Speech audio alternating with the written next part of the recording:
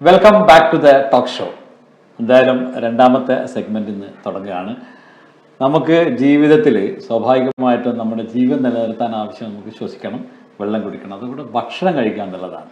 അങ്ങനെ പ്രവാസ ലോകത്ത് വർഷങ്ങളോളമായിട്ട് മലയാളികൾക്ക് മാത്രമല്ല മറ്റെല്ലാവർക്കും ഇങ്ങനെ ഈ ഭക്ഷണം പാകം ചെയ്യാനുള്ള ഒരുപാട് കാര്യങ്ങൾ എത്തിച്ചു കൊടുക്കുകയും പിന്നീട് ഭക്ഷണശാലകൾ തുടങ്ങുകയും അതുകൂടാതെ ഉടുക്കാനുള്ള ഉടുപ്പും കൂടി നമ്മൾ നിങ്ങൾക്ക് തരാമെന്ന് പറഞ്ഞിട്ടുള്ള ഒരു പ്രിയങ്കരനായ എൻ്റെ അടുത്ത സുഹൃത്തും one of the most dynamic personalities in the business scenario, അതുപോലെ ഏത് രംഗത്ത് എന്നല്ല, കലാരംഗത്ത്, കായിക രംഗത്ത് എല്ലാത്തിലും ഒരു സ്വതസിദ്ധമായ ഒരു സ്ഥാനം ഉറപ്പിച്ച ഒരാളാണ്. Managing director of Nellara group, അതുപോലെ അഡ്രസ് എന്നുള്ള ഗ്രൂപ്പിൻ്റെ CMD കൂടിയാണ് Shamsuddin Nellara. Welcome to the show. Thank you. അറിയാലോ, ഇപ്പോൾ ഒരു വലിയൊരു ഇൻഫ്ലുവൻസറാണ്, അതുപോലെ വലിയൊരു ബിസിനസ് മാഗ്നറ്റാണ്. മലയാളികളുടെ എണ്ണ പറഞ്ഞു നോക്കുമ്പോൾ വൺ ഓഫ് ദ ഒരു ഐക്കോണിക് ആയിട്ടുള്ള ഒരാൾ കൂടിയാണ് ഷംസുക്ക. എന്തായാലും ഭയങ്കര സന്തോഷമുണ്ട്. എന്നെ പറ്റി ഒരുപാട് പുകഴ്ത്തി പറയുമ്പോ അല്ല, ഇതൊന്നും ഞാൻ സത്യത്തിൽ പുകഴ്ത്തിയിട്ടൊന്നുമില്ല. വളരെ ജെന്യൂൻ ആയിട്ടുള്ള കുറച്ച് കാര്യങ്ങളാണ് പറഞ്ഞത്. എല്ലാവർക്കും അറിയാം, മാപ്പിളപ്പാട്ട് കാണുന്നൊക്കെ മുഴുവൻ ഗായകർക്ക് നിങ്ങളറിയാം. ക്രിക്കറ്റ് കളിക്കുന്ന പത്താൻ സഹോദരന്മാർക്ക് നിങ്ങളറിയാം. അതേപോലെ തന്നെ ഏത് ഗായകരും ദാപ്സി അടക്കം ഇവിടെ വന്നു കഴിഞ്ഞാൽ ഷംസുക്കാരുടെ അടുത്ത് വന്നിട്ട് ബാക്കി കാര്യങ്ങളുള്ളൂ. ആര് വന്നാലും അത് അങ്ങനെ ഒരു കലാകാരന്മാരെ സ്നേഹിക്കുന്ന ഒരാൾ, അതേപോലെ തന്നെ കൈയില്ലാത്തവരും കാലില്ലാത്തവരും ഒക്കെ ഏത് വിധത്തിൽ വന്നാലും ഷംസുക്കാനാ. അവരുടെ വീട്ടിൽ പോകാണ്ട ഒരു ദിവസമില്ല. നിങ്ങൾ മഹഫിൽ നടത്തുന്നുണ്ട്, അവിടെ കവാലി നടത്തുന്നുണ്ട്. എല്ലാ കാര്യങ്ങൾക്കും ഒരു അത്താണിയായിട്ട് ഒരാളായിട്ട് ഇങ്ങനെ നിൽക്കാൻ എങ്ങനെ സാധിക്കും? അത് ഞാൻ വിളിക്കുന്നത് എനിക്കൊരു ഭാഗ്യമായിട്ട് തോന്നുന്നത് എന്താ വെച്ചാല് എല്ലാത്തിനും ഇടപെടുന്നുണ്ട്. എന്നാൽ മാക്സിമം എല്ലാത്തിനും നമുക്ക് റിസൾട്ടും ഉണ്ട്. ബിസിനസ്സിലായാലും കുഴപ്പമൊന്നുമില്ല. അതിൻ്റെ ഇടയ്ക്ക് ഇങ്ങനത്തെ സോഷ്യൽ കമ്മിറ്റ്മെന്റിലും ഇടപെടുന്നുണ്ട്. പിന്നെ യാത്ര. അപ്പോൾ ഭയങ്കര സന്തോഷം. ആദ്യം ഞാൻ യുബലിന് എൻ്റെ നന്ദി പറയണം. ബിബി എൻ്റെ ഒരുപാട് കാലത്തെ സുഹൃത്താണ്. അതുപോലെ നിങ്ങൾ 10-25 വർഷമായിട്ടുള്ള മുന്നേ അലോഫ, അന്നും ഇന്നും അലോഫ തന്നെയാണ്. അപ്പോൾ ഒരു സന്തോഷമുണ്ട്. Very happy to host you. കാരണം നിങ്ങളെപ്പോലത്തെ ഒരു വ്യക്തിത്വം നമ്മുടെ ഷോയിൽ കൊണ്ടുവരാന്നുള്ളത്, കാരണം ഒരുപാട് ആള് പിന്നെ പല കാര്യങ്ങൾ അറിയാൻ താല്പര്യമുള്ളവരാണ് ഇങ്ങനെയുള്ള സക്സസ്ഫുൾ ആയിട്ടുള്ള ആൾക്കാരുടെ അടുത്ത് നോക്കുമ്പോൾ. അപ്പം ഒന്നുമല്ല, സ്ഥിരമായിട്ട് ഇങ്ങനത്തെ ഷോ ഉണ്ടാവില്ല. ബിസിനസ് മെയിൻ ആയിട്ട് ബിസിനസ്. Very good. അപ്പോ അല്ല, നിങ്ങൾ ഇന്നെ കുറേ ദിവസമായി വിളിക്കണേ. ഞാൻ എന്റെ യാത്ര അതൊക്കെ എനിക്കറിയാം. പക്ഷെ ഞാൻ യാത്രകൾ കൂടുതലായതുകൊണ്ട് അപ്പൊ ഞാൻ അതിനെ കുറിച്ചൊക്കെ ചോദിക്കാനുണ്ട്, ഒരുപാട് യാത്രകളെ കുറിച്ചും അതുപോലെ ബിസിനസിനെ കുറിച്ചൊക്കെ. എനിക്ക് തോന്നുന്നത് ഷംസുക്ക ഇവിടെ വളരെ ചെറിയ ലെവലിൽ വന്നിട്ട്, എനിക്ക് തോന്നുന്നു സൈക്കിളിൽ കൂടി സാധനങ്ങൾ കൊണ്ടുപോയ ഒരാള് ഇന്ന് ഒരുപാട് ആൾക്കാർക്ക് ജോലി നൽകുന്ന വലിയൊരു ബിസിനസ് സാമ്രാജ്യത്തിന്റെ ഉടമയാകുമ്പോൾ ആ ജേർണി ജസ്റ്റ് ഒന്ന് എനിക്ക് പറഞ്ഞുതരാം. തീർച്ചയായിട്ടും. ഞാൻ ഇവിടെ വരുന്നത് 1992. Okay, August 21. ഇല്ല, ഇപ്പൊ എനിക്ക് 35 വയസ്സായി. ഞാന് 19 വയസ്സിൽ എത്തിക്കണം. 92 എത്തി ഇൻഷാ അല്ലാ. അപ്പോൾ ആ സമയത്ത് തന്നെ ഡിഗ്രി സെക്കൻഡ് ഇയർ ആയിരുന്നു.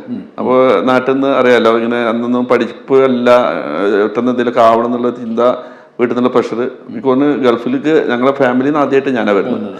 സഹോദരി ഭർത്താവിന്റെ കടയിലേക്കാണ് വരുന്നത്. എന്താ വെച്ചാല് അളിയന് പറഞ്ഞു എന്നെ അയക്ക് എൻ്റെ ഉപ്പാനോട്. അത് മുപ്പ അപ്പോൾ പെട്ടെന്ന് ഗൾഫിലേക്ക് അയക്കണം. എന്താണെന്ന് വെച്ചാൽ എനിക്ക് ഇനി റെസ്റ്റ് എടുക്കണം, എനിക്ക് റെസ്റ്റ് എടുക്കണം. അതിന്റെ വന്ന 4ന്റെ അന്ന് പോയതാണ്. പിന്നെ അളിയ വന്നിട്ടില്ല. 6 മാസം കൂടുമ്പോ വരും. എന്നിട്ട് കാര്യങ്ങൾ നോക്കൂ, നമുക്കൊരു ഗൈഡൻസ് തരും, നമ്മളൊരു എന്താ പറയുക, എല്ലാ കാര്യങ്ങളും ഒന്ന് പറഞ്ഞു തരും. ഇൻവോൾവ്മെന്റ് ഇല്ല. മൂപ്പര് പക്ക നമ്മളെ നമുക്ക് എല്ലാം ഇട്ടെന്ന് വന്നോണ്ടാണ് ഞങ്ങൾ ഇങ്ങനെ ആയത്. നേരെ വെച്ചാൽ മൂപ്പര് ഇൻവോൾവ്മെന്റ് ഉണ്ടായിട്ട് മൂപ്പർക്ക് എന്ന് പറഞ്ഞാല് ഭയങ്കര കൺട്രോൾ ആയിട്ടുള്ള ലൈഫ് ഇഷ്ടം. അതായത് കൂടുതൽ എസ്റ്റാബ്ലിഷ് വേണ്ട, അല്ലെങ്കിൽ പോയാൽ മതി, അങ്ങനത്തെ താല്പര്യങ്ങളാണ്. പക്ഷെ ഞങ്ങൾക്ക് തന്നപ്പോഴാ ഞങ്ങളത് മാക്സിമം യൂട്ടിലൈസ് ചെയ്ത്. ഒന്നും ചോദ്യങ്ങളില്ലാത്തതുകൊണ്ടാണ് ഞങ്ങൾ ഡെവലപ്പ് ചെയ്തത്. അതായത് 84 എൻ്റെ അളിയൻ ആദ്യം 1977 എൻ്റെ സഹോദരന്റെ കല്യാണം കഴിഞ്ഞ ഉടനെ വരുന്നത്. 78 പെങ്ങളുടെ കല്യാണം കഴിഞ്ഞ ഉടനെ ഞങ്ങൾ തൊട്ട വീടാണ്. കല്യാണം കഴിഞ്ഞ് പിറ്റത്തെ ഉപ്പന്നെ ഇതൊക്കെ അല്ല ഒട്ടുമല്ല. ഞാൻ 84 അളിയൻ മില്ലായിട്ട് തുടങ്ങുന്നത്. ഞാൻ വരുമ്പോ ആകെ ഞാനടക്കം 4ാമത്തെ സ്റ്റാഫാണ്. അതായത് ആ ഒരു മില്ല് പൊടിക്കുന്ന ഒരാളും അവിടെ പാക്ക് ചെയ്യുന്ന ആളും, പിന്നെ ഉണ്ണിക്കാന്ന് പറഞ്ഞിട്ട് ഇപ്പത്തെ നമ്മുടെ പാർട്ട്ണറാണ്, മുമ്പൊരു കസിനാണ് ഉണ്ണിക്ക്. അതുകൂടാതെ അടുത്തൊരാളായിട്ടാണ് ഉണ്ണിക്കാട് വന്നേക്ക് തന്നെ. ഉണ്ണിക്കാട് പറഞ്ഞു ഇന്നെ എടുക്ക്, നല്ല ചാക്ക് എത്തിച്ചോണ്ട് അങ്ങനെയാണ് ഒന്ന് റെഡി ആവണോ. അന്ന് ഞാൻ 48 കിലോ ഉള്ളൂ. അപ്പൊ അളിയ അങ്ങനെ പറഞ്ഞ് എങ്കിലും മുപ്പത് തമാശക്കാണോ സീരിയസ് ആണോ അറിയില്ല, പുള്ളിക്കാർ വേണ്ട പോലെ എന്നെ കൈകാര്യം ചെയ്ത് ചാക്കൊക്കെ എടുപ്പിച്ച്. അത് നല്ലതാണ്. കാരണം ഒരു എന്താ ഒരു നമുക്കൊരു ഒരു കഠിനാധ്വാനം എന്നുള്ള ഒരു രീതിയിലേക്ക് ഹാർഡ് വർക്കിലേക്ക് എന്നെ കൊണ്ടുപോയത് ആ ഉണ്ണിക്കാട് ആ ഒരു ക്യാരക്ടറാണ്. അതിന് അന്നൊക്കെ ദേഷ്യം പിടിച്ചെങ്കിലും പിന്നീട് എനിക്ക് ഭയങ്കര റെസ്പെക്ട് ആവുമ്പോഴുണ്ട്. അതായത് ഞാന് ചെരുപ്പം വല്ലാത്ത തടികളാകാതെ പൈസ ഉണ്ടാക്കുന്ന സ്വഭാവം ചെറുപ്പം മുതലേ ഞാൻ. അതായത് നാട്ടിലായാലും അതെ, ഞാൻ പഠിക്കുന്ന സമയത്ത് റബ്ബർ സ്റ്റാമ്പ് കച്ചവടം ചെയ്തിട്ടുണ്ട്, അതുപോലെ തന്നെ ചില സമയത്ത് ഫ്രൂട്ട്സ് കച്ചവടം ചെയ്തിട്ടുണ്ട്, അതുപോലെ തന്നെ സർബത്ത് കച്ചവടം ചെയ്തിട്ടുണ്ട്. ഈവൻ ടൈലർ ഷോപ്പ് അല്ലെങ്കിൽ ഇതിന്റെ വീട്ടിൽ തയ്യൽ മെഷീൻ ഉണ്ടായിരുന്നു. ഇങ്ങനെ എല്ലാം വെറുതെ ഇരിക്കില്ല. അപ്പൊ അങ്ങനത്തെ സ്വഭാവം ഉള്ളതുകൊണ്ട് തന്നെ വലിയ എങ്ങനെയൊക്കെ പൈസ ഉണ്ടാക്കിയിരുന്നു ചെറുപ്പത്തിലും. അപ്പൊ ഈ സമയത്ത് ദുബായിൽ വന്നപ്പോൾ നമ്മളെ പണി രാവിലെ ഒരു 8 മണി മുതൽ രാത്രി 11, 12, 1 മണി 2 മണി വരെയൊക്കെ ഈ ചാക്കറ്റിലും പിടിക്കലും അതിന്റെ കൂടെ പാക്ക് ചെയ്യലും മസാലപ്പണിയാണല്ലോ. സ്വാഭാവികമായിട്ടും 1-2 മാസമൊക്കെ ഞാൻ ആലോചിച്ചാണ് നാട്ടിൽ പോയാലോ. പക്ഷെ വാപ്പാന്റെ മുഖം ആലോചിച്ച് വിടില്ല. കാരണം നമ്മളെ വിശ്വസിച്ചാണല്ലോ ഉപ്പ അളിയൻ പെട്ടെന്ന് നാട്ടിൽ പോയത്.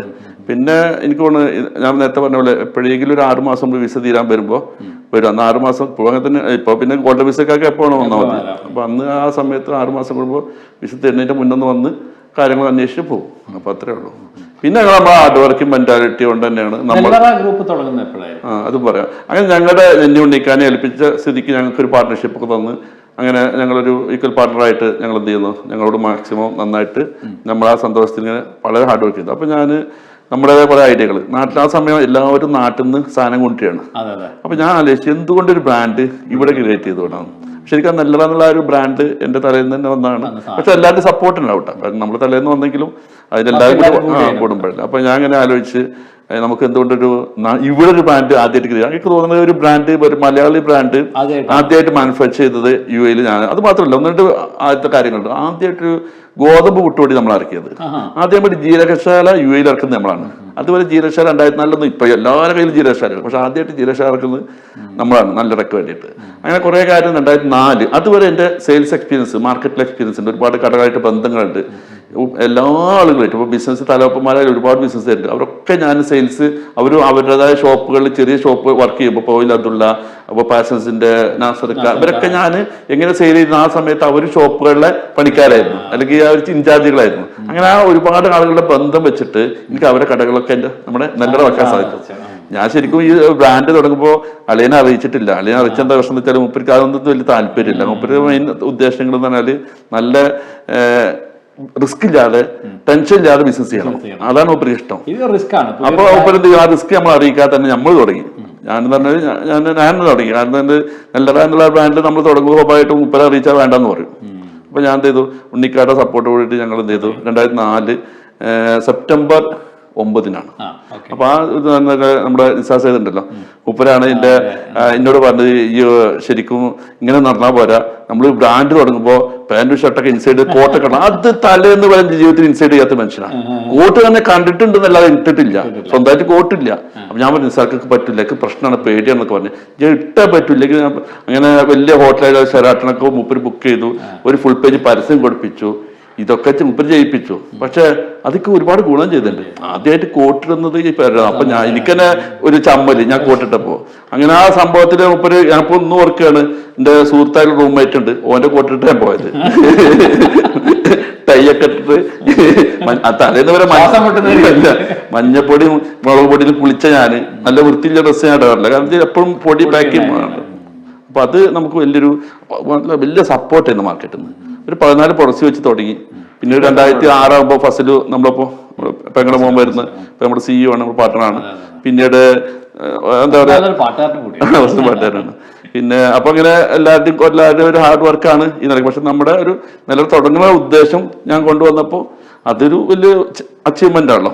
തീർച്ചയായിട്ടും അങ്ങനത്തെ ഒരു ബ്രാൻഡ് ഉണ്ടാക്കിയാന്നുള്ളത്. ഇപ്പൊ അവിടെ നിന്ന് ഇങ്ങോട്ട് നോക്കുമ്പോൾ ഇപ്പൊ എത്ര ബ്രാൻഡ് ഉണ്ട്, എത്ര എങ്ങനെയൊക്കെയാണ്? ഈ നെല്ലറ എന്നുള്ള ബ്രാൻഡില്ല, ബ്രാൻഡ് ഒന്നുള്ളെങ്കിൽ അതിനെ കൂടെ സബായിട്ട് ക്വാളിറ്റി എന്നല്ല പ്രൈസ് കുറഞ്ഞ ചിലർക്ക് വേണ്ടി വരും. അതിനൊരു ബ്രാൻഡാണ് മൽഹാർ എന്നിട്ട്. അപ്പോൾ തന്നെ കുറെ സബ് ബ്രാൻഡുകൾ അത് ഞങ്ങൾ ഇപ്പോൾ കൊടുക്കാറില്ല. പക്ഷെ ചില സമയത്ത് മാർക്കറ്റ് ഷെയർ കിട്ടാൻ വേണ്ടിയിട്ട് ഞങ്ങൾ പല ബ്രാൻഡുകളും അതൊരു വാല്യൂ പ്രൊഡക്ട്സ് ആയിട്ടല്ല, മീൻസ് ഞങ്ങൾക്ക് മാർക്കറ്റ് ഷെയർ കിട്ടാൻ വേണ്ടിയിട്ട് ഞങ്ങൾ ചെയ്യാറുണ്ട്. ഇപ്പോ ഈ പാട്ട് അതുപോലെ ഈ കല, ഇത് ചെറുപ്പം മുതലേ അങ്ങനെ ഒരു പാട്ട് എന്റെ ജ്യേഷ്ഠ മുതലാളി ആയതിനു ശേഷം? അല്ല എനിക്ക് പാട്ട് ഭയങ്കര ഇഷ്ടമാണ്. എന്റെ ഉപ്പാക്ക് പാട്ട് ഒട്ടും ഇഷ്ടമല്ല. അതായിരിക്കും ചിലപ്പോ ചില ഇഷ്ടമില്ലാത്തായിരിക്കും, ചിലതിന് ഇഷ്ടം തന്നെ. അപ്പൊ വളരെ ചെറുപ്പത്തിൽ ജ്യേഷ്ഠൻ്റെ ഒരു മരിച്ചു പോയ ജ്യേഷ്ഠൻ ഒരു പാട്ട് ഭയങ്കര ഇഷ്ടമാണ്. ഉപ്പാനെ പേടിച്ചിട്ട് പാട്ട് ഇല്ല. പക്ഷെ ഉപ്പ പീഡിയം ചെയ്യാത്ത സമയത്ത് പണ്ടത്തെ ചെറിയ ടാപ്പ് റെക്കോർഡാണ്, അത് വെച്ചിട്ട് ഞാനും മൂപ്പരും കൂടി പാട്ട് കേൾക്കാൻ. ഒരു മരിച്ചു പോയി, നമ്മളൊപ്പം ഇല്ല. അപ്പൊ ആ മൂപ്പർക്ക് ഏറ്റവും ഇഷ്ടം പീർക്കാനായിരുന്നു. പീർക്കാൻ്റെ അന്നൊക്കെ ഓഡിയോ കാസ്റ്റ് ഇറങ്ങിക്കഴിഞ്ഞാൽ അന്ന് നമ്മൾ പുതിയ അല്ല മേടിക്കുക, നമ്മളതിലത്തെ 3 പാട്ട് സെലക്ട് ചെയ്തിട്ട് കോപ്പി ചെയ്യും. ഓർക്കുണ്ടോ? റെക്കോർഡ് ഓലുള്ള അങ്ങനെ എന്നോട് പറയുക നാഷണലിൽ പോയിട്ട് കോപ്പി ചെയ്തു പോവാ, അല്ലെങ്കിൽ പുതിയ മേടിച്ചോ, എല്ലാം നല്ല പാട്ടൊക്കെ കേട്ടോക്ക്. ഓക്കെ, എന്നിട്ട് നമുക്ക് അതിലത്തെ 3 പാട്ടിലേക്ക് നമ്മൾ എഴുതി കൊടുക്കും. ആദ്യത്തെ 3 പാട്ടിലേക്ക് കയറ്റണം. അങ്ങനെ ഒരു ഭാഗത്ത് 7 പാട്ടും മറ്റേ ഭാഗത്ത് 6 പാട്ടും വെച്ചിട്ട് നമ്മൾ എന്ത് ചെയ്യും, കോപ്പി ചെയ്യും. അങ്ങനെ പീർക്കാൻ്റെ എല്ലാ പാട്ടും ഇവർക്ക് വേണം. ഏറ്റവും ഇഷ്ടമുള്ള പാട്ടാണ്. പക്ഷെ എനിക്ക് പീർക്കാന്റെ പാട്ടുകൾ ഇഷ്ടം. എനിക്ക് പീർക്കാന്റെ പാട്ട് പാടാൻ പറ്റും. ഇവിടെ ഹൈ റേഞ്ച് പാടും. ഒരിക്കലും നമുക്ക് വെള്ളി വീഴാതെ പാടാം. ഞാൻ പാടാറുമില്ല. പക്ഷെ അത് വെള്ളി വീഴാതെ പാടുന്ന ഒരു പാട്ട് രണ്ടുപേരും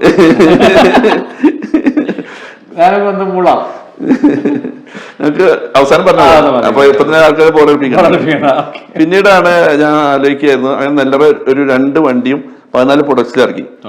ഇപ്പോ 2025 ആകുമ്പോൾ അതിന്റെ വളർച്ച എന്ന് പറഞ്ഞാൽ ഏകദേശം UAE മാത്രം 200ഓളം വണ്ടികളും 400ഓളം പ്രൊഡക്ട്സും ലോകത്ത് 20ഓളം രാജ്യങ്ങളെത്തി. അത് ഞങ്ങൾക്ക് വലിയൊരു അച്ചീവ്മെന്റ് ആണ്. അതുപോലെ തന്നെ ഇപ്പോൾ ഈയിടെ ഞങ്ങൾ ഒരു 4 കൊല്ലമായിട്ട് RTC, അതായത് റെഡി ടു കുക്ക് പ്രൊഡക്ട്സ്, അത് നിങ്ങൾക്ക് ഏത് ഹൈപ്പർ മാർക്കറ്റ് പോയി കഴിഞ്ഞാൽ ഞങ്ങളതിന്റെ ടോപ്പ് ഷെയർ ഞങ്ങളായിപ്പോ. അപ്പൊ ഞങ്ങളുടെ ഐറ്റംസ് തന്നെ അത്ര എല്ലാ ഐറ്റംസും ഞങ്ങൾ എല്ലാ റേഞ്ചിലും ഇപ്പൊ ഇടിയപ്പം ഇപ്പൊ അടുത്തിറക്കിയത് നമുക്ക് അറിയാം, റാഗി ഇടിയപ്പം, അതടക്കം നമ്മൾ മാർക്കറ്റിന് എന്താണ് ആവശ്യമുള്ളത്. റിസർച്ച് ചെയ്ത് കണ്ടുപിടിക്കുന്നത് അതിനുള്ള ടീം തന്നെ ഒന്ന് തന്നെ എനിക്ക് ഇടയ്ക്ക് തോന്നാറുണ്ട്, എന്തോന്നറിയില്ല, എങ്ങനെ മാർക്കറ്റിൽ പോയി ഇന്നതാണല്ലോ ഒരു ആള് വേണ്ടത്. അപ്പോ പിന്നെ നമ്മൾ ഫീഡ്ബാക്ക് എന്ന് പറഞ്ഞാൽ ഓരോരുത്തർ പറയും, പിള്ളേരും പറയും ഇത് റിമൈൻഡ് ഡൗട്ടാണ്, എന്നാലും നമുക്ക് കൂടി തോന്നണം. അങ്ങനെയാണ് നമ്മൾ ഇറക്കാറ്. അങ്ങനെ ഫുള്ളി ഇൻവോൾവ് ആണ് ബിസിനസ്സിൽ. ഞാൻ സത്യത്തിൽ ഇൻവോൾവ് ആണ്. ഞാനിപ്പോ ഒരു യാത്ര, ഞാൻ ഇപ്പൊ ഏകദേശം 82 രാജ്യം കവർ ചെയ്തു. ഈ ഓരോ രാജ്യത്ത് പോകുമ്പോഴും ഞാൻ എന്ത് ചെയ്യാ, ഞാൻ രാജ്യത്ത് ഓരോ ഗ്രാമങ്ങളിൽ പോയി അവിടുത്തെ കണ്ട് നമ്മുടെ നല്ല ഭക്ഷണം അവർക്ക് ഉണ്ടാക്കി കൊടുത്ത് ഒരു വീഡിയോ ഒക്കെ ചെയ്യും. നിങ്ങൾ കണ്ടിട്ടുണ്ടാവും. ആ വീഡിയോ ചെയ്തിട്ട് നമ്മൾ എന്ത് ചെയ്യും, നമ്മുടെ ഇന്ത്യൻ ഓക്കെ നമ്മുടെ കേരളത്തിന്റെ പ്രൊഡക്ട്സിലെ ഭക്ഷണം അവർക്ക് കൂടി ടേസ്റ്റ് ചെയ്യിപ്പിക്കും. അവർ ഇഷ്ടപ്പെടാറുണ്ട് എല്ലാവരും. അത് കഴിഞ്ഞിട്ട് ഇപ്പൊ ഒരു 8 ദിവസം യാത്ര വെച്ചാല് 4 ദിവസം ബിസിനസ്സും 4 ദിവസം ലക്ഷറും. അപ്പൊ അതിലൊരു പ്രത്യേകത വെച്ചാൽ ഇപ്പൊ പോയപ്പോ തന്നെ എനിക്ക് നെല്ലറക്ക ഡിസ്ട്രിബ്യൂഷൻ ജപ്പാനിൽ പോയ ഒരു ഡിസ്ട്രിബ്യൂഷൻ കിട്ടി. ഞാൻ പറയാണ്. അപ്പൊ അത് ആ യാത്ര കൊണ്ട് കിട്ടുന്നതാണ്. ജപ്പാന് വേറെ പ്രത്യേകം വെച്ചാല് ഞാൻ അറിഞ്ഞത് വലിയ സംഭവം ഉണ്ട്. ഇന്നേ വരെ ഒരു മലയാള ബ്രാൻഡും അവിടെ ഡിസ്ട്രിബ്യൂഷൻ കൊടുത്തിട്ടില്ല. എന്താ കാരണം ഞാൻ എനിക്ക് പറഞ്ഞപ്പോഴും മനസ്സിലാവില്ല, ശ്രമിക്കാത്തോണ്ടായിരിക്കും, അല്ലെങ്കിൽ ഒരു യാത്രയുടെ. അപ്പോ ഞാൻ നമ്മള് ഏറ്റവും വലിയ ഒരു ബ്രാൻഡ് ഉണ്ട്, അതിന്റെ ഓണറെ വിളിച്ച് നിങ്ങളുടെ ഇതുവരെ അവിടുന്ന് ആരും എങ്കിലും വന്നിട്ടില്ലായിരുന്നു. അപ്പൊ ഞാൻ എന്താണ് ഇവിടെ നിങ്ങളെ ബ്രാൻഡ് കണ്ടില്ല എന്ന് പറഞ്ഞു. അപ്പോൾ ഇതൊരു ഇന്നോവേഷൻ ആണ്, അതായത് പുതിയൊരു കണ്ടുപിടുത്തം. ജപ്പാനിൽ ഇതുവരെ ഒരു മലയാളി ബ്രാൻഡ് വന്നിട്ടില്ല. ആദ്യമായിട്ട് ഇറങ്ങാൻ പോകുന്ന മലയാളിയുടെ ബ്രാൻഡ് നെല്ലറയാണെന്നുള്ളത് ഒരു വലിയ സംഭവം തന്നെയാണ്. സാധാരണ നമ്മൾ യാത്രകൾ പോകാറുണ്ട്, യാത്ര വെറുതെ അടിച്ചു പൊളിച്ച് കുറെ 5 സ്റ്റാർ ഹോട്ടലിലൊക്കെ നിന്ന് പിന്നെ ഇങ്ങനെ കറങ്ങി വന്നിട്ട് തിരിച്ചു വരുന്നത്, പിന്നെയാണ് നമ്മൾ ബിസിനസ് നോക്കുക. ശംസുക്കാരെ യാത്രകളെല്ലാം ബിസിനസ് ഓറിയന്റഡ് ആണ് അല്ലെ, പകുതി ബിസിനസ് പകുതി ലെഷർ. അപ്പൊ അങ്ങനെ ഒരു മിക്സ് ആയിട്ട് ഒരു യാത്രയും സഫലമാകാതിരിക്കുന്നില്ല. 100% എനിക്ക് വേറെ ഒരു യാത്ര ടിക്കറ്റ് കാശ് മുതലായിരുന്നിട്ടില്ല. അപ്പൊ ഞങ്ങള് ഇപ്പം ഒരു ഇൻഫ്ലുവൻസർ ആയ കഥ അത് അതിലൊക്കെ ഞാൻ പാട്ടിനോട് ഇഷ്ടം പറഞ്ഞു. അങ്ങനെ പാട്ട് ചെറുപ്പത്തിലെ ഇഷ്ടമായിരുന്നു, അങ്ങനെ പീർക്കാനെ ഇഷ്ടം. അങ്ങനെ നമ്മൾ ബ്രാൻഡ് തുടങ്ങിയപ്പോൾ എനിക്ക് തോന്നി, കാരണം ജനങ്ങളിലെ ഏറ്റവും എത്തിക്കാൻ പറ്റുന്ന ഡയറക്റ്റ് മാർക്കറ്റിംഗിൽ ഒന്നാണ് പ്രോഗ്രാംസ് നടത്തുക, അവിടെ നമ്മൾ സാമ്പിളിംഗ് കൊടുക്കുക. അങ്ങനെ മിക്ക പ്രോഗ്രാമുകളും എന്ത് ചെയ്തു, നമ്മള് നല്ലതാണ് കണ്ടിട്ടുണ്ടാവും അല്ലെ.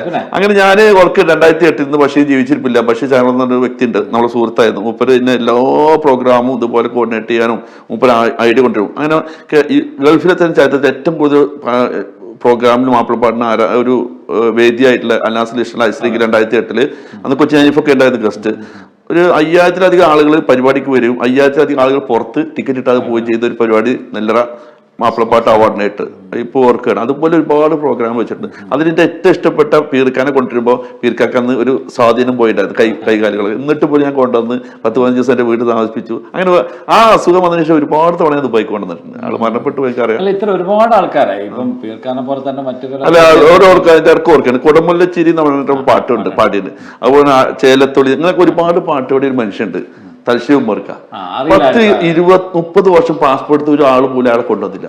ഇത് ഞാൻ ഫൈസലേറ്റിനോട് പറഞ്ഞപ്പോൾ ഞങ്ങളെ കാണുകയും ഞാൻ അടുത്ത് പോവുകയും ആളുടെ കൊണ്ടുവരികയും അയാൾക്ക് ഹൈദരാബാദ് തങ്ങളെ പോലത്തെ ആളുകൾ കൊണ്ട് അവാർഡ് കൊടുത്തിട്ട് അയാൾ പോകുമ്പോൾ തലയിൽ കൈ വെച്ചിട്ട് പറയുന്നത് ഇതിന്റെ കുരുത്താട്ടാണ്. എന്താ വെച്ചാൽ എന്റെ ജീവിതത്തിൽ ഞാൻ അതുപോലെ ഒരാൾക്ക് കൊടുക്കുന്ന ആദ്യമായിട്ട് എന്താ വെച്ചാൽ എനിക്ക് സന്തോഷം കൊണ്ട് നിൽക്കാൻ പറ്റില്ല. അത് ഞാൻ ഓർക്കുകയാണ്. കാരണം അങ്ങനത്തെ കുറേ കലാകാരന്മാരെ എനിക്ക് തോന്നുന്നു നിങ്ങൾ നാട്ടിൽ പോയാലും എവിടെ പോയാലും ഇങ്ങനെയുള്ള ആൾക്കാരെ സന്ദർശിക്കാൻ കുറച്ച് ഈ വരുമ്പോ തന്നെ ഞാൻ ലിലാറിനെ കണ്ടു. ലക്ഷദ്വീപ് ഗായകൻ ചിലപ്പോ കഴിഞ്ഞ ദിവസം സോഷ്യൽ മീഡിയ കണ്ടിട്ടുണ്ടാവും. ആ ഒരു മറ്റേ ഭ്രാന്തായൻ ആ പാട്ട് ഞാൻ പിന്നെ ഒരു പയ്യന്റെ കൂടെ കുറെ ഇൻസ്ട്രുമെന്റ് വായിക്കുന്ന അവന് അത് കണ്ടു. അത് മുടിക്കോട് പോയപ്പോ അവൻ ഇങ്ങനെ പയ്യന്റെ പറഞ്ഞപ്പോ അവനെ കണ്ടു ചെയ്ത്. അങ്ങനെ ഇപ്പൊ ഇൻഫ്ലുവൻസർ ആവാനുള്ള കാരണം എന്താണ്? ഇൻഫ്ലുവൻസർ ആയിപ്പോയതായിരിക്കും. എനിക്ക് തോന്നുന്നതേ ഞാൻ 2002 മുതലുണ്ട്. അന്ന് ഓർക്കൂട്ടായിരുന്നു. പിന്നെ 2004 ഫേസ്ബുക്കിലേക്ക് കയറി. പിന്നെ 2016 ആകുമ്പോഴേക്ക് ഞാൻ എന്ത് ചെയ്തു, ഇൻസ്റ്റാഗ്രാമിലേക്ക് മാറിയിട്ടില്ല. പിന്നെ എല്ലാം ഉണ്ട്. പിന്നെ ടിക്ടോക്ക് ഉണ്ട്, അതുപോലെ തന്നെ യൂട്യൂബ് ഉണ്ട്, എല്ലാം എന്ത് ചെയ്തു ഉണ്ട്, അന്നേ ഉണ്ട്. പക്ഷെ ടോപ്പായത് എനിക്ക് തോന്നുന്നത് ഞാൻ കൊറോണ സമയത്ത് ഞാൻ എൻ്റെ ഓർമ്മകൾ പങ്കുവെച്ചു ബിസിനസ്സിലെ. അതൊക്കെ മില്യൺ കണക്കിന് ആൾക്കാർ കണ്ടു. നമ്മൾ വന്ന വഴികളും ഓരോ എങ്ങനെ കാരണം എന്ന് വെച്ചാൽ ഞാൻ പെട്ടിക്ക് തോന്നുന്ന പഴയ ഫോട്ടോസ് 90കൾ ഒരുപാട് ഫോട്ടോസ് ഉണ്ട്. അപ്പോൾ എൻ്റെ ഇപ്പോൾ റിഷാദ് ഉണ്ട്. അപ്പോൾ അവനോട് പറഞ്ഞു ഇങ്ങനെ ഇതൊക്കെ വെച്ച് നമുക്കൊരു കഥ ആക്കിയിട്ട് അപ്പോൾ അവനെല്ലാം ഓരോ ഇതാക്കിയിട്ട് ഓരോ വീഡിയോ അനുഭവങ്ങൾ നമ്മൾ ആദ്യമായിട്ട് വണ്ടി ഓടിച്ചത് ആദ്യമായിട്ട് ആൾക്കാർക്ക് കേൾക്കാൻ ഇഷ്ടമാണ്. അപ്പോൾ റിയൽ കഥകളല്ലേ. അപ്പോൾ അത് പറഞ്ഞു കൊടുത്ത് അത് അനുഭവ കഥകൾ ശരിക്കും റിയൽ ആയിട്ടുള്ളത് പറഞ്ഞു കഴിഞ്ഞാൽ അവർക്ക് ഇഷ്ടപ്പെടും. പിന്നെ എൻ്റെ ഒരു വേറെ കാര്യമുണ്ട്, എനിക്ക് അഡ്രസ് എൻ്റെ ബ്രാൻഡ് ഉണ്ട്. പതിനെട്ടത് അഡ്രസ്സാണ്. അപ്പോൾ ആ അഡ്രസ്സ് പാൻറ് ഷർട്ടൊക്കെ നമ്മുടെ അഡ്രസ് ആയിട്ടാണ്. അപ്പോൾ നമ്മൾ അഡ്രസ്സ് തുടങ്ങുന്നത് ഞാൻ പറഞ്ഞു ചെറുപ്പത്തിൽ നമ്മൾ ഗാർമെന്റ്സിന്റെ ഇഷ്ടം ഉണ്ടായിരുന്നു, അതുകൊണ്ട് ടൈലറിംഗ് ഉണ്ടായിരുന്നു. എനിക്ക് ആവശ്യം ഷർട്ടും പാൻറ്റൊക്കെ ഞാൻ ചെറുപ്പം മുതലേ ഗൾഫ് വരുന്നവരെ എനിക്ക് ആവശ്യം ഷർട്ടും പാൻറ്റും ഞാൻ തന്നെ തയ്ച്ചിരുന്നു. അപ്പൊ ആ ഒരു താല്പര്യം 2008 അഡ്രസ് തുടങ്ങി. നിങ്ങൾക്കറിയാലോ, അൽഫാം പത്താൻ, യൂസഫ് പത്താൻ, ഇമ്രാൻ ഹാഷ്മി, സുനിൽ ഷെട്ടി, ഇങ്ങനെ കുറെ ആളുകൾ നമ്മൾ ബ്രാൻഡ് അംബാസിഡറായിട്ട് വാഴുന്ന ഒരു സംഭവമായിരുന്നു. ഇപ്പൊ ഏകദേശം 55 ഔട്ട്ലെറ്റ് ഉണ്ട്. അപ്പൊ അത് വന്നത് ഇങ്ങനെ ആ ഒരു ഇഷ്ടം കൊണ്ടായിരുന്നു. ഇപ്പൊ നാട്ടിൽ ഞാൻ അന്ന് അറിഞ്ഞ ഒരു കാര്യമുണ്ട്, നാട്ടിൽ ഒരു ഫ്ലഡിന്റെ സമയത്ത് നിങ്ങളുടെ ഷോറൂമിനൊക്കെ വലിയൊരു ബുദ്ധിമുട്ടുണ്ടായ ഒരു സമയം ഉണ്ടായിരുന്നല്ലോ. എങ്ങനെയാണ് അങ്ങനെയുള്ള കാര്യങ്ങൾ എന്നൊക്കെ? തീർച്ചയായിട്ടും അത് ഞങ്ങളെ അത്ഭുതപ്പെടുത്തിയെന്ന് വെച്ചാല് കൊറോണ സമയത്ത് നഷ്ടമില്ലാത്തൊരു ബ്രാൻഡ് ചിലപ്പോൾ അഡ്രസ് ആയിരിക്കും. എനിക്കറിയുന്നില്ല. അത് പറഞ്ഞാൽ നമ്മൾ ചെയ്യുന്ന കുറച്ച് നല്ല പ്രവർത്തികളായിരിക്കും. നമുക്ക് നഷ്ടം ഉണ്ടായിട്ടില്ല. അതാണ് നമ്മുടെ വലിയൊരു വിജയം. ഇപ്പോൾ നമ്മൾ ഓരോ വർഷം പോകുമ്പോൾ ഗ്രോത്ത് ആണ്. ഇനി എല്ലാ വർഷവും ഞങ്ങൾ 10 അല്ലെങ്കിൽ 20 ഷോപ്പുകൾ പ്ലാൻ ചെയ്തിട്ടുണ്ട്. 2025, 26 നാട്ടിലെ അങ്ങനെ. ഈ ഒരു ഇന്റർനാഷണൽ മത്സരത്തിൽ ഈ പ്രത്യേകിച്ച് ഈ ബ്രാൻഡുകളൊക്കെ എന്ന് പറഞ്ഞാൽ ഇന്റർനാഷണൽ വലിയ ബ്രാൻഡുകളൊക്കെ ഉള്ള ഇടയിൽ എങ്ങനെയാണ് അഡ്രസ്സിനെ നമ്മൾ അങ്ങനെ സ്ഥാപിക്കുന്നത്? അഡ്രസ്സിനെ പറഞ്ഞാൽ എന്താണ്, ഞാൻ ഈ യാത്രകളിൽ ലോകത്ത് എല്ലായിടത്തും കറങ്ങുന്നുണ്ട്. പാരീസിലായാലും മറ്റേ എന്താ പറയുക ഇറ്റലിയിലായാലും മിലാനിലായാലും എവിടെ പോയാലും എനിക്കൊരു ഐഡിയ ക്രിയേറ്റ് ചെയ്യാൻ പറ്റും. അപ്പോൾ ഞാൻ പറയും, പ്രോഗ്രാം ഇവരെ വിളിച്ചിട്ട് പറയും, മീറ്റിംഗ് കൂടും ഏത് ഞങ്ങൾ ഫാക്ടറിയിൽ. അതുപോലെ തന്നെ ടീമായിട്ടിരിക്കും, ഇരുന്നിട്ട് പറയും ഇങ്ങനെ കുറേ കാര്യങ്ങളുണ്ട്, ഇതായിരിക്കണം. അപ്പോൾ നമ്മളെ തോട്ടുകൾ കൊടുക്കാറുണ്ട്. അപ്പോൾ ആ ഒരു വിഷൻ ആയിരിക്കും ഇംപ്ലിമെൻറ്റ്. ഞങ്ങൾക്ക് ഉള്ളത് ഒരു ബ്രാൻഡ് ലെവലിൽ ആദ്യമായിട്ട് ഷോറൂം സെറ്റ് ചെയ്തത് കേരളത്തിൽ ഒരു പക്ഷേ ഞങ്ങളായിരിക്കും. ഇതുവരെ മറ്റുള്ള എല്ലാവരും അറിയാലോ ഷോപ്പിൽ വന്ന് ഇങ്ങനെ വലിച്ചിട്ട് കൊടുക്കുന്ന പരിപാടിയാണ്. അതൊരു സെറ്റിംഗ് ആക്കിയിട്ട് അടിപൊളി ഒരു സൂപ്പർ മാർക്കറ്റ് എങ്ങനെ ഞങ്ങൾ കത്തി മേടിക്കുന്നത് അതേപോലെ. അപ്പോൾ ഞങ്ങൾ ഒരു ബ്രാൻഡിന്റെ എല്ലാ രീതിയിലുള്ള എല്ലാ ആക്സസറീസും ഞങ്ങൾ ചെയ്തിട്ടുണ്ട്. ഇപ്പൊ നമ്മുടെ മലയാളി ബിസിനസ്സുകാരുടെ ഇടയിൽ ഇവിടെ ഇപ്പം IPO പോലുള്ള ഓർഗനൈസേഷനൊക്കെ വരുമ്പോൾ എങ്ങനെയാണ് ഇവിടുത്തെ മലയാളി ബിസിനസ് സമൂഹത്തെ നോക്കിക്കാണുന്നത്? ശരിക്കും ഇവിടുത്തെ ബിസിനസ്സുകാർ എന്ന് പറഞ്ഞാൽ നമ്മൾ ശരിക്കും ഈ ഒരു UAE-ലാണ് എനിക്ക് തോന്നുന്നത് ഏറ്റവും കൂടുതൽ മലയാളി ബിസിനസ്സുകൾ. ഞാൻ ഇപ്പോൾ കഴിഞ്ഞ ജപ്പാനിൽ പോയപ്പോൾ അവിടെ 4000-ലധികം റെസ്റ്റോറൻറ്റുകൾ മലയാളികളായിട്ടാ. ഇവിടെ ഏറ്റവും തൊഴിലെടുക്കുന്ന സൂപ്പർമാർക്കറ്റിൽ ഗ്രോസറിയിലൊക്കെ ക്യാഷിൽ അല്ലെങ്കിൽ ഹെൽപ്പറായി ജോലി എടുക്കുന്ന നേപ്പാളികളാണ്. അപ്പോൾ ലോകത്ത് ഏറ്റവും കൂടുതൽ ബിസിനസ് ചെയ്യുന്നുണ്ടാകുന്ന സമൂഹം ഗൾഫിലെ മലയാളികളാണ്. ആ മലയാളി ഏറ്റവും കൂടുതൽ ദുബായിലാണ്. ദുബായിൽ ആ IPO പോലത്തെ ബില്ല് നമ്മൾ പ്ലാറ്റ്ഫോമിൽ നിൽക്കുമ്പോൾ അവർക്ക് അങ്ങോട്ടും ഇങ്ങോട്ടും ഞാൻ നോക്കുന്നത് IPO മുന്നേ ഒരു പ്ലാറ്റ്ഫോമിലും അങ്ങോട്ടും ഇങ്ങോട്ടും മലയാളി അറിയുന്നില്ല. അത് തുടങ്ങിയ ശേഷം അപ്പോൾ അതിൻ്റെ ഒക്കെ പൈസ കണ്ടപ്പോൾ എനിക്കൊരു ഫൗണ്ടർ ആവാൻ പറ്റിയതിൽ വലിയൊരു അച്ചീവ്മെന്റ് ആണല്ലോ. ഇപ്പോൾ ഈ കലാകാരന്മാരായിട്ടുള്ള ബന്ധത്തെക്കുറിച്ച് നമ്മൾ പറഞ്ഞു, ഇപ്പോൾ കായിക താരങ്ങളായിട്ടുള്ള ബന്ധങ്ങൾ, അതേപോലെ തന്നെ മറ്റ് സഹായ പ്രവർത്തനങ്ങൾ, സാമൂഹ്യ സേവനം ഒരുപാട് നടത്തുന്നുണ്ടല്ലോ. അല്ല, ഞാൻ പുറത്ത് കാണിച്ചിട്ട് ചെയ്യാറില്ല. പക്ഷെ എന്താ വെച്ചാൽ എനിക്ക് ഒരുപാട് സുഹൃത്തുക്കളുണ്ട്. ഏത് രാജ്യത്ത് പോയാലും മൻസൂറിനെ പോലെ, മൻസൂറിന് 2 കൈ കാലും ഇല്ല, നിരങ്ങി തലോടനാണ്. അവന് ഞാൻ എന്ത് ചെയ്യും, ആ ജപ്പാനിലെ കാഴ്ചകൾ കാണിച്ചു കൊടുക്കും. അപ്പോൾ സാലി ഉണ്ട്, അതുപോലെ തന്നെ നമ്മളെ ഷിയാബ് ഉണ്ട്, CP ഷിയാബ്, ഇവരൊക്കെ ഞാൻ എന്ത് ചെയ്യും, എനിക്ക് ആവുന്ന സഹായം ഒന്നുകിൽ ആ രാജ്യങ്ങൾ കാണിച്ചു കൊടുക്കും, അതല്ലെങ്കിൽ നമ്മളെ കൊണ്ട് ചെയ്യുന്ന പല കാര്യങ്ങളും ആരും അറിയാതെ നമുക്ക് ചെയ്യാനാണ് ഇഷ്ടം. അത് നമ്മൾ ഒരാളുടെ മുന്നിൽ ഫോട്ടോ ഇടാനോ ഇല്ല, നമ്മൾ എല്ലാവരും ചെയ്തു കൊടുക്കും. നമ്മളെ ഇഷ്ടം, നമ്മളെ സ്നേഹം നമ്മൾ അതുപോലെ പ്രകടിപ്പിക്കും. അല്ല, നമ്മൾ പല കാര്യങ്ങളും ചെയ്യുമ്പോൾ മറ്റുള്ളവരെ കാണിക്കുന്നതിന് കാരണം പ്രചോദനമാകാൻ വേണ്ടിയിട്ട് കൂടിയാണല്ലോ. അത് കാണുമ്പോൾ മറ്റുള്ളവർക്ക് ചെയ്യാൻ. ഞാൻ CP ഷിഹാബിന്റെ ആദ്യമായിട്ട് ഈ ഒരു മേഖലയിൽ കാണുന്നത് വളരെ മുമ്പാണ്. അങ്ങനെ ഷിഹാബിന്റെ വീഡിയോ കണ്ട് ഞാൻ പോയിട്ട് കണ്ട് മോട്ടിവേറ്ററാണ്. അങ്ങനെ ഓൻ കണ്ടപ്പോൾ ഓന്റെ വീഡിയോ കണ്ടിട്ട് കുറെ ആൾ എന്നെ വിളി തുടങ്ങി. അങ്ങനെയാണ് ഇവരൊക്കെ ആയിട്ട് കൂടുതൽ വന്ന് തുടങ്ങി. അങ്ങനെ അവരൊക്കെ നമുക്ക് ചെയ്യാവുന്ന സഹായം പലരും ദുബായിക്ക് കൊണ്ടുവന്നിട്ടുണ്ട്, അവരൊക്കെ ചില ആളുകളൊക്കെ കൊണ്ടുവന്നിട്ടുണ്ട്. ഈ വളർച്ചയിൽ നമ്മൾ നോക്കുമ്പോൾ ഏതെങ്കിലും ഒരു ഘട്ടത്തിൽ നമുക്ക് എന്തെങ്കിലും ഒരു പ്രതിസന്ധി വന്നതായിട്ട് തോന്നിയിട്ടുണ്ട്? പ്രതിസന്ധി നമുക്കായാലും നമ്മളിപ്പോൾ എല്ലാവരും മുഖം കാണുന്നത് വിജയിച്ചവരുടെ കഥയാണ്. തോറ്റവരുടെ കഥ വളരെ ചുരുക്കങ്ങൾ വീഡിയോകൾ കണ്ടുള്ളൂ. അവരൊന്നെങ്കിൽ ആത്മഹത്യ ചെയ്തിട്ടുണ്ടാവും, അതല്ലെങ്കിൽ രാജ്യം വിട്ടു പോയിട്ടുണ്ടാവും, അതല്ലെങ്കിൽ വീണ്ടും ആ പഴയ തൊഴിൽ എന്തായിരുന്നു അവന്റെ ബേസിക് പണി അതിലേക്ക് മാറിയിട്ടുണ്ട്. അങ്ങനെ ഒരുപാട് ആളുകളുടെ കഥ നമ്മൾ കാണുന്നില്ല. ഇതേപോലെ നമ്മൾക്കും എന്താ പറയുക, നെല്ലറ തുടങ്ങി വിജയിച്ചു, അഡ്രസ്സ് തുടങ്ങി തുടക്കത്തിൽ 2-3 കൊല്ലം നഷ്ടത്തിലായിരുന്നു. വേറെ ആണെങ്കിൽ ആ സമയത്ത് ആ നഷ്ടം കൊണ്ട് ഇത് പൂട്ടിപ്പോയിണ്ടാവും. അപ്പോൾ കൊറോണ സമയത്തും പലർക്കും നഷ്ടം ഉണ്ടായി. അപ്പോൾ നമുക്ക് സ്വാഭാവികമായിട്ടും നമുക്ക് ഒന്നല്ലെങ്കിൽ ഓരോരുത്തന്ന് എന്തെങ്കിലും ക്യാഷ് എടുക്കാനുണ്ടാവും. ആ രീതിയിലൊക്കെ ഉണ്ടായിരുന്ന ബുദ്ധിമുട്ടുകൾ പലപ്പോഴും വന്നിട്ടുണ്ട്. പക്ഷെ അതൊന്നും വലിയ പ്രശ്നമായിട്ട് എനിക്ക് തോന്നിയില്ല. അതിന് നമ്മൾ എങ്ങനെ അഭിമുഖീകരിക്കുന്നു, എങ്ങനെയാണ് അത് ഹാൻഡിൽ ചെയ്യുന്നത്?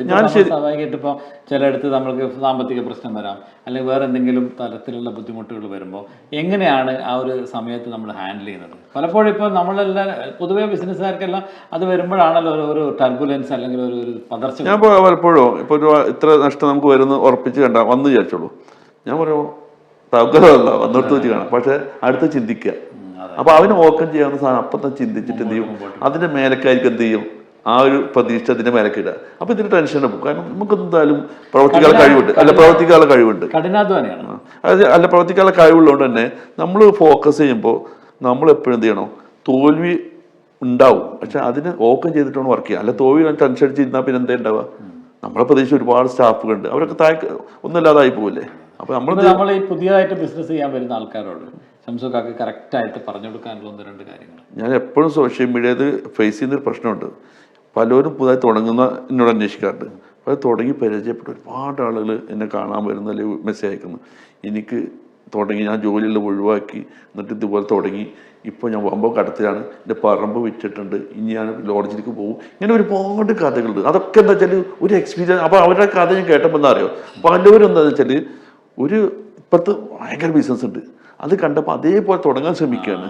അതും സ്വന്തം പൈസ അല്ല, ശ്രദ്ധിക്കണം. മറ്റുള്ളവരൊക്കെ മേടിച്ച് കടം മേടിച്ച് 5 ലക്ഷം അവൻ്റെ അവരെ പറമ്പ് വിറ്റിട്ടാക്കി കൊടുക്കുക, അല്ലെങ്കിൽ അവൻ്റെ സ്വർണ്ണം വിറ്റാക്കി അവൻ്റെയൊക്കെ ആകെ 5 ലക്ഷം ആയിരിക്കും. ഇങ്ങനെയൊക്കെ മേടിച്ചിട്ട് ഒരു ഷോപ്പ് തുടങ്ങുന്നുണ്ടെങ്കിൽ, ഒരു സ്ഥാപനം തുടങ്ങുന്നുണ്ടെങ്കിൽ അതിന് ഭയങ്കര വ്യക്തമായ എക്സ്പീരിയൻസ് വേണം. അങ്ങനത്തെ ബിസിനസ് ചെയ്യാതിരിക്കേണ്ടത്. നമ്മൾ സീറോ കുറേശ്ശെ ഇൻവെസ്റ്റ്മെന്റ് കൊണ്ട് അതല്ലെങ്കിൽ നമ്മൾ അത്രയും ഒരു 10 വർഷം ഓരോരുത്തർ പരിചയമുണ്ട്, നിങ്ങൾ എക്സ്പീരിയൻസ് വെച്ചിട്ട് നിങ്ങൾ നല്ലൊരു പ്ലാൻ നോക്കിയിട്ട് എന്നോട് പറയണം. ഞാൻ അങ്ങനത്തെ ബിസിനസ് ഒരുപാട് ഇൻവെസ്റ്റ് ചെയ്യാറുണ്ട്. നിങ്ങൾ എന്നോട് പറയണം, ഞാൻ ഇന്നതിൽ ഞാൻ ഭയങ്കര എക്സ്പേർട്ടാണ്, നിങ്ങൾക്ക് എന്താ, ഞാൻ അവനെ കുറിച്ച് വ്യക്തമായി പഠിക്കും, അവൻ്റെ ബാക്ക്ഗ്രൗണ്ട് പഠിക്കും, എന്നിട്ട് ഓന് കപ്പാസിറ്റി ഉണ്ടെങ്കിൽ ഓനക്ക് ഇൻവെസ്റ്റ് ചെയ്ത് കൊടുക്കും. പകുതി ലാഭം എനിക്ക് തന്നാണ്, പകുതി ലാഭം എനിക്ക് തന്നാണ്. അങ്ങനെ വെച്ച് കഴിഞ്ഞാൽ നമുക്ക് ആ ബിസിനസ്സിന് അറിവൊക്കെ ഭയങ്കര ലാഭമായിരിക്കും. ഒപ്പം നമ്മുടെ എക്സ്പീരിയൻസും ഷെയർ ചെയ്യണം. ചിലപ്പോൾ ആ ബിസിനസ്സിന് നമുക്ക് എക്സ്പീരിയൻസ് ഇല്ലെങ്കിലും ടോട്ടൽ ബിസിനസ് പ്ലാൻ ഉണ്ടല്ലോ, അത് നമുക്ക് ഒപ്പം നിൽക്കാൻ പറ്റില്ല. ഇപ്പൊ ഇതേപോലെ തന്നെ ഇപ്പൊ നെല്ലറ ഇത്രയും വലിയ വിപുലീകരിച്ചിട്ട് ഇനി അടുത്തൊരു 5 വർഷത്തേക്ക് എന്താണ് നമ്മളൊരു കാണുന്ന ഒരു നെല്ലറ സംബന്ധിച്ചിടത്തോളം, നെല്ലറ എല്ലാ രാജ്യങ്ങളിലും ഈ ഒരു ഫാക്ടറി പ്ലാൻ ചെയ്യുന്നുണ്ട്. മീൻസ് നമ്മളിപ്പോൾ പൊറോട്ട, ചപ്പാത്തി, ദോശ ഇങ്ങനത്തെ ഈ റെഡി ടു പ്രോഡക്ട്സുകൾ നമ്മളിപ്പോൾ ഓൾറെഡി ഫാക്ടറിയുടെ പ്ലാൻ തുടങ്ങി. എവിടെ? ഖത്തറിൽ. ഉടൻ തന്നെ സൗദിയും തുടങ്ങും. ഈ വർഷം 2 രാജ്യങ്ങളിൽ വരും. അതുപോലെ നാട്ടാണെങ്കിൽ ബാംഗ്ലൂരും ഹൈദരാബാദൊക്കെ പ്ലാൻ ചെയ്യുന്നുണ്ട്. അതിനൊക്കെ നല്ല സാധ്യതകളുണ്ട്. Ready to cook orders. നമ്മൾ ഓൺ ഫാക്ടറി ഇപ്പോൾ പുതിയത് മറ്റേ കോയമ്പത്തൂർ വരുന്നുണ്ട്, വലിയ ഫാക്ടറിയാണ്. ഇതാണ് നല്ല അഡ്രസ്സ് സംബന്ധിച്ചോളം ഞാൻ പറയാം. അഡ്രസ്സ് 2029 ആകുമ്പോഴേക്കും IPO പോകാനുള്ള പരിപാടിയാണ്. IPO പോകുമ്പോൾ നമ്മൾ ലക്ഷ്യം എന്ന് പറഞ്ഞാൽ ഇപ്പോഴത്തെ ടേൺ ഓവറിന്റെ ഒരു 10 ഇരട്ടി. ഇപ്പൊ 55 ഔട്ട്ലെറ്റ് ഉണ്ട്. നമ്മൾ പ്ലാന് ടോട്ടൽ 150 ഔട്ട്ലെറ്റ് 2030 ആകുമ്പോഴേക്കും പ്ലാൻ ഉണ്ട്. അപ്പോൾ തന്നെ വലിയ ബ്രാൻഡ് അംബാസഡർ ഇപ്പോൾ ഉള്ളതുകൊണ്ട്, അതുകൂടാതെ 1-2 ബ്രാൻഡ് അംബാസഡർ പ്ലാൻ ചെയ്യുന്നുണ്ട്. ഇപ്പൊ കേരളത്തിൽ നല്ല ഇൻവെസ്റ്റ്മെന്റ് ഇപ്പൊ ചെയ്തിട്ടുണ്ടോ? ഈ അഡ്രസ്സിന്റെ ഷോപ്പുകളല്ലാതെ നമ്മുടെ നെല്ലറി, അതുപോലെ തന്നെ അല്ലാത്ത രീതിയിൽ നമ്മൾ കൂടുതൽ കേരളത്തിൽ അത് കുറവാണ്. എന്താണെന്ന് വെച്ച് കഴിഞ്ഞാൽ ഞാൻ ഇപ്പോൾ ഗ്ലോബലിയാണ് തിങ്കിക്കുന്നത്. നമുക്ക് ഏത് രാജ്യത്തു നിന്നാണോ കൂടുതൽ സാധ്യതകൾ. ഇപ്പോൾ ആഫ്രിക്കനെ കുറിച്ച് പഠിക്കുന്നുണ്ട്. ഇപ്പം ഞങ്ങളൊരു കൺസോർഷ്യം ഉണ്ട്, നിങ്ങൾക്ക് അറിയാലോ, ഇക്കട്ടോറി. ഞാൻ അതിൻ്റെ CEO ആണ്. ഞങ്ങൾ ബി സ്കൂൾ ഭാഗമായിട്ട് ഞങ്ങൾ. അപ്പോൾ ആ കൺസോർഷ്യം ഇതുപോലെ പല രാജ്യങ്ങളും ഞങ്ങളിപ്പോൾ താൻസാനിയ പോകേണ്ട ഈ വർഷം ഈ മാസം അവിടെ എന്താണ് നമുക്ക് ഓപ്പർച്യൂണിറ്റി ഉണ്ടാവുക. ഒരൊറ്റ ഇൻവെസ്റ്റ്മെന്റ് അല്ലാതെ ഞങ്ങളൊരു കൺസോർഷ്യത്തിൽ ഇൻവെസ്റ്റ്മെന്റ് വരുമ്പോൾ അത് വലിയൊരു ഗുണം ചെയ്യും. കാരണം പണ്ടത്തെ പോലെ ഞാൻ തന്നെ ഇൻവെസ്റ്റ് ചെയ്യുക, ഞാൻ തന്നെ അതിൽ ലാഭം എടുക്കാതിന് പകരം അതിൽ 5 ഷെയർ ആകുമ്പോൾ ചിലപ്പോൾ ആരുടെ ഭാഗത്ത് നിന്ന് ബർക്കത്തുണ്ടാകുന്ന പറയാൻ പറ്റില്ല. അപ്പോൾ അതാണ് ഇപ്പം ഏറ്റവും നല്ലൊരു ഇൻവെസ്റ്റ്മെന്റ് പ്ലാൻ. ഇപ്പൊ നമ്മുടെ ഗ്രൂപ്പിൽ ജോലി ചെയ്യുന്നവരൊക്കെ മലയാളികളല്ലേ ഓൾമോസ്റ്റ്? ഇല്ല, ഒരു 75% 80%. കാരണം ഞങ്ങളുടെ ഫാക്ടറി എന്ന് പറഞ്ഞു കഴിഞ്ഞാൽ അധികം മറ്റുള്ള രാജ്യക്കാരും കാരണം ചെയ്തിട്ടില്ല വിസ പ്രോബ്ലംസ് ഒക്കെ ഉള്ളൂ. അതൊന്ന് മാത്രമല്ല, എന്നാലും എല്ലാ നാഷണാലിറ്റി ഉണ്ടാകുമ്പോഴാണ് കുറച്ചുകൂടി. അപ്പൊ ഇവിടുത്തെ ഒരു അറ്റ്മോസ്ഫിയറിൽ നമ്മൾ തിരിഞ്ഞു നോക്കുമ്പോൾ ഈ രാജ്യം നമ്മളോട് കാണിച്ച അല്ലെങ്കിൽ നമുക്ക് സപ്പോർട്ടിനെ കുറിച്ച് എന്താണ് നമുക്ക് പറയാം? ഞാൻ ആലോചിക്കുക, 82 രാജ്യം കവർ ചെയ്തു. ഇത്ര സേഫായിട്ട് ഇത്ര നമുക്കൊരു ബിസിനസ് ഫ്രണ്ട്ലി ആയിട്ടുള്ള രാജ്യം കണ്ടിട്ടില്ല. അതാണ് എനിക്ക് പറയാനുള്ളത്. കാരണം നമുക്ക് ഇന്ന് ലൈസൻസ് ഇന്ന് തന്നെ കിട്ടും, ഇല്ലേ?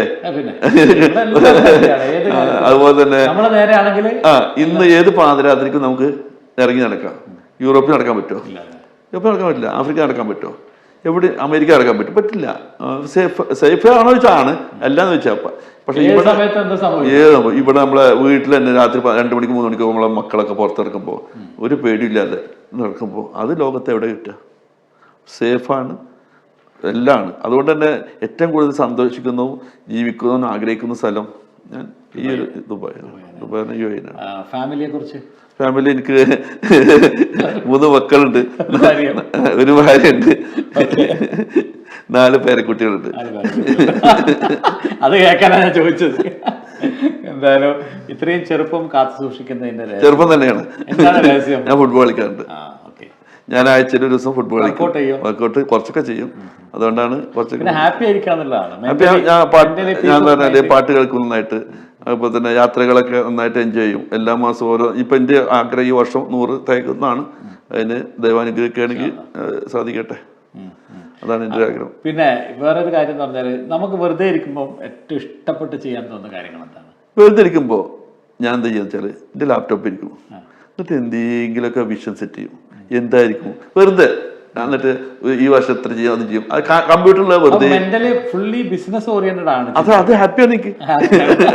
വെറുതെ ഒരേ ഹാപ്പിനെസ് കണ്ടതല്ലോ, അതുപോലെ എനിക്ക് ഹാപ്പി അതാണ്. ഇത് വെറുതെ എക്സൽ എടുക്കും, എന്നിട്ട് ഇത്ര ചെയ്ത് എത്ര ഉണ്ടാവും, ഇത്ര ചെയ്ത് എത്ര ഉണ്ടാവും, ഇത്ര എന്തൊക്കെ ഡെവലപ്പ് ഇത് ഇങ്ങനെ ചെയ്തുകൊണ്ടിരിക്കും. അത് ആ പ്ലാൻ ചെയ്യും, ഞാൻ അങ്ങനെ വർക്കൗട്ട് ചെയ്യും. ഇപ്പൊ ആരെങ്കിലും നമ്മളെ കുറിച്ച് കുറ്റം പറഞ്ഞ അല്ലെങ്കിൽ ഇങ്ങനെ നടക്കുന്ന ആളോട് നമ്മൾ എങ്ങനെയാണ് നമ്മൾ പ്രതികരിക്കുന്നത്? കുറ്റം പറഞ്ഞ് നടന്നാല് അവന്റെ ലൈഫ് അങ്ങനെ പോയിക്കോട്ടെ. നമ്മൾ അതിനെ വെച്ച് ആലോചിച്ച് ടെൻഷൻ അടിച്ച് നിന്നാല് നമ്മുടെ ലൈഫ് പോകും. അവിടെ ഞാൻ മെയിൻ ചെയ്യാറില്ല, ഒരു മെയിൻ ഇല്ല. ഞാൻ പോസിറ്റീവ്. നിങ്ങളുടെ വീഡിയോസിൽ നോക്കിയാൽ ഒരു നെഗറ്റീവിന് വേണ്ടിയിട്ടുള്ള ഒരു വർക്കും ഞാൻ ചെയ്യാറ്. മീൻസ് നെഗറ്റീവ് ഉദ്ദേശിക്കുന്നത് നെഗറ്റീവ് കഥകളോ നെഗറ്റീവ് ടെൻഷനിലോ ആൽപ്പിക്കുന്നോ ഒന്നും ചെയ്യാറില്ല. നമ്മളൊരു പോസിറ്റീവ് എനർജി. അപ്പോൾ അതെന്താ പ്രശ്നം എന്ന് വെച്ചാൽ അത് നമ്മുടെ ലൈഫിൽ നശിപ്പിക്കും. നമ്മളെ നെഗറ്റീവ് മൈൻഡ് തലയിൽ കയറുമ്പോൾ വൈറസ് കൂടും, പിന്നെ അത് ക്യാൻസർ ആയിട്ട് മാറും. അതുകൊണ്ടാണ് നമ്മളെ സന്തോഷം ഇങ്ങനെ നടക്കുന്നത്. എന്തൊക്കെ നെഗറ്റീവ് വന്നാലും ഞാൻ മൈൻഡ് ചെയ്യാറില്ല. പലരും ചോദിക്കാം, നിങ്ങൾ ഇത്ര ബിസിനസ്സിന് ഒരു നെഗറ്റീവോ ടെൻഷനോ ഇല്ല, ഞാൻ ആരെ എന്തെങ്കിലും കുറ്റം പറഞ്ഞാൽ അത് നമ്മൾ എന്ത് ചെയ്യണ്ട, നമ്മൾ മെയിൻ ചെയ്യണ്ട. നമ്മൾ തന്നെ വേറെ ആൾ കുറ്റം കേൾക്കുമ്പോൾ എന്ത് ചെയ്യണം, നമ്മൾ എന്ത് ചെയ്യണം, ഈ വിട്ടേക്ക് എന്ന് പറയും. വേറെ എന്തെങ്കിലും പറയുന്നത് പോസിറ്റീവായിട്ട് നമ്മൾ എന്താണ് ആൾക്കാരോട് പറഞ്ഞു കൊടുക്കുക? പോസിറ്റീവ് എന്ന് പറഞ്ഞാൽ നമ്മളിപ്പോൾ ബിസിനസ്മാൻ ശരിക്കും നമ്മൾ ശ്രദ്ധിക്കേണ്ട ചില ഒരു ബിസിനസ് നമ്മൾ തുടങ്ങുകയാണെങ്കിൽ നമ്മളതിന് വ്യക്തമായിട്ടൊരു കാഴ്ചപ്പാടുണ്ടാവണം, അതിനൊരു വിഷൻ സെറ്റ് ചെയ്യണം, അതിന് നമുക്ക് എക്സ്പീരിയൻസ് വേണം, ഫിനാൻസ് വളരെ പെർഫെക്റ്റ് ആയിരിക്കണം. അറ്റ്ലീസ്റ്റ് 2, 3, 4 മാസങ്ങളുടെ വർക്കിംഗ് ക്യാപിറ്റൽ കഴിഞ്ഞിട്ടുണ്ടെങ്കിൽ ബിസിനസ് തുടങ്ങാവും. അത് മാത്രമല്ല, തുടങ്ങി കഴിഞ്ഞാൽ സക്സസ് ആവുന്നുള്ള വ്യക്തമായിട്ടുള്ള ധാരണ ഉണ്ടെങ്കിൽ മാത്രം മുന്നോട്ട് പോകും. അല്ലെങ്കിൽ എന്ത് ചെയ്യുന്ന തുടങ്ങാതിരിക്കില്ലല്ലേ, ജോലി ചെയ്താൽ മതി. പക്ഷെ തുടങ്ങുന്ന ആളുകൾ ആദ്യം ചെയ്യേണ്ടത് നല്ലൊരു ലീഡർഷിപ്പ് ഉണ്ടാവണം. അതേപോലെ തന്നെ അയാൾക്ക് നല്ലൊരു ക്വാളിറ്റി ഉണ്ടാവണം. ക്വാളിറ്റി ഇല്ലെങ്കിൽ അത് 24 മണിക്കൂർ ബിസിനസ്സുകാരൻ എന്ത് ചെയ്യണം, ഡെഡിക്കേറ്റഡ് ആവണം. ഇപ്പൊ അവർക്ക് 2 മണിക്ക് വിളിച്ചാലും അതല്ല, അങ്ങനത്തെ എല്ലാത്തിനും ബിസിനസ്സുകാരാവണ്ട. ബിസിനസ് ആവുന്നുണ്ടെങ്കിൽ 2 കാര്യങ്ങളിൽ നിർബന്ധം ഞാൻ പറയാറ്. ഒന്ന് ഡെഡിക്കേഷനും, അതായത് ലീഡർഷിപ്പ് ഉണ്ടാവണം. അതേപോലെ തന്നെ ഈ ഒരു 24 hours പണിയെടുക്കാനുള്ള ഒരു മൈൻഡ് സെറ്റ് ഉണ്ടാവും. അപ്പൊ നമുക്കിനി വൈൻഡ് ചെയ്യാൻ അരമണിക്കൂർ പോയി, അരമണിക്കൂറായി. അപ്പൊ പാട്ട് പാടിയിട്ട് നമുക്ക് ഇത് നിർത്താന്നുള്ളതാണ് എനിക്ക് തോന്നുന്നത്. 2 പേര് പാടിയാല് 2 പേരെന്നെ പാടുള്ളൂ. കാണാപ്പാടം അങ്ങനെ പറയാൻ പറ്റില്ല, പാടാൻ പറ്റില്ല. അതുകൊണ്ട് പാടല്ലേ പാട്ട്, അതല്ല രസം. ഉണ്ടോ സഖി ഒരു കുലമുന്തിരി വാങ്ങിടുവാനായി നാലണ കയ്യിൽ ഉണ്ട് പ്രിയേ കൽബിലൊരാശ മുന്തിരി തിന്നിടുവാൻ. അങ്ങാര് എന്നറിയില്ലേ അങ്ങീ നാട്ടിലെ രാജാവല്ലേ, അങ്ങ് വെറും മാലനയില്ല യാചകനായെന്നോ ഉണ്ട സഖീൻ ഒരു കുലമുന്തിരി വാങ്ങിടുവാനായി നാലണ കയ്യിൽ ഉണ്ട് പ്രിയേ കൽബിലൊരാശ മുന്തിരി തിന്നിടുവാൻ. അടിപൊളി കേട്ടല്ലോ. അപ്പൊ നമ്മൾക്ക് ജീവിതത്തിൽ ഇനി ഈ ഒരു ഷോ നമ്മൾ അവസാനിക്കുമ്പോൾ ഒരു പക്ഷെ അരമണിക്കൂർ പോയതറിയാതെ എങ്ങനെ നമ്മൾ സംസാരിച്ചുകൊണ്ടിരുന്നു. I am so happy to host ഷംസുക്ക. എന്താണ് അവസാനം നമ്മുടെ പ്രേക്ഷകരോട് 2 വാക്ക് പറയാനുള്ളത്? UBL എനിക്കറിയാം, പ്രത്യേകിച്ച് UAE ഏറ്റവും കൂടുതൽ ഈ ഒരു ചാനലിലെ ആളുകളുണ്ട്. UBL കുറെ കാലമായിട്ട് എനിക്കറിയാം, പ്രത്യേകിച്ച് ബിജോനെ അറിയാം. ഇവിടെ മുമ്പ് ഞാൻ വന്നിട്ടുണ്ട്, മാപ്പിളപ്പാട്ടുമായി ബന്ധപ്പെട്ടാണ്. ഇന്ന് എനിക്ക് പറയാനുള്ളത് പ്രത്യേകിച്ച് ഒന്നുമില്ല, നമ്മളെല്ലാവരും ഹാപ്പി ആയിട്ടിരിക്കുക. പ്രത്യേകിച്ച് UAE നമുക്ക് ഏറ്റവും നമ്മൾ ഒരു സ്വർഗ്ഗലോകത്താണ് ജീവിക്കുന്നത് മനസ്സിലാക്കുക. കാരണം UAE അത്രയും നല്ലതാണ്. അപ്പോൾ ഇവിടുത്തെ നിയമങ്ങളും കാര്യങ്ങളൊക്കെ അനുസരിച്ച് നമ്മൾ മലയാളികളെ പറയിപ്പിക്കാത്ത മലയാളികൾ ലോകത്തെ ഏറ്റവും നല്ല ആളുകളാണ് ലോകത്തിന് കാണിച്ചു കൊടുക്കുന്ന ഒരു രാജ്യമായിരിക്കണം UAE. അതുകൊണ്ട് നമ്മളെ മലയാളികൾ എല്ലാവരും നമ്മുടെ ആ ഒരു എന്താ പറയാ ആ ഒരു ഗുഡ് നമ്മുടെ ആ ഒരു നമ്മളെ പറയിപ്പിക്കാതെ നമ്മുടെ ആ ഒരു എന്താ കോട്ടിന്ന് ലോകത്തെ അറിയിക്കുന്ന, കാരണം ലോകത്ത് എപ്പോഴും ഞാൻ പറയുന്നത് ഏത് സുഹൃത്ത് പറയുന്നത് ഞങ്ങൾ മലയാളികൾ ഭയങ്കര സാക്ഷരരാണ്, ഞങ്ങൾ ഭയങ്കര വിദ്യാഭ്യാസമുള്ളവരാണ്, ലോകത്ത് എവിടെ പോയാലും ഏറ്റവും വലിയ പോസ്റ്റ് ഇരിക്കുന്ന മലയാളികളാണെന്ന് പറഞ്ഞിട്ട് പറയുന്നുണ്ട്.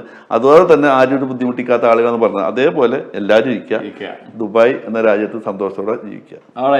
അപ്പോ കേട്ടല്ലോ, മലയാളികളായ നമ്മളെല്ലാവരും സന്തോഷത്തോടെ ഇരിക്കുക, പരസ്പരം സ്നേഹത്തോടും ബഹുമാനത്തോടും ആദരവോടും കൂടി പരസ്പരം സ്നേഹിച്ച് നമ്മൾ മുമ്പോട്ട് പോകുക.